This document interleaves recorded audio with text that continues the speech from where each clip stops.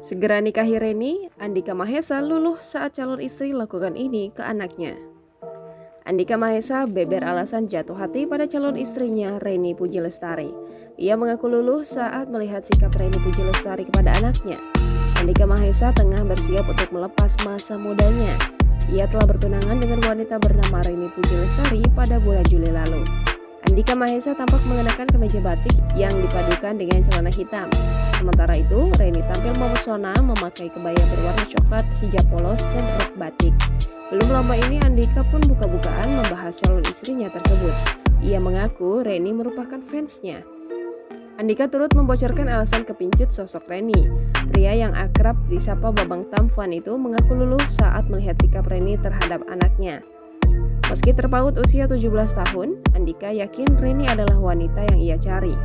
Ia menilai kedewasaan tidak terpatok pada umur. Andika memastikan dirinya serius menjalani hubungan dengan Reni. Keseriusan itu ia buktikan dengan tunangan dan rencana untuk menikah. Jangan lupa subscribe, share, komen, dan like ya!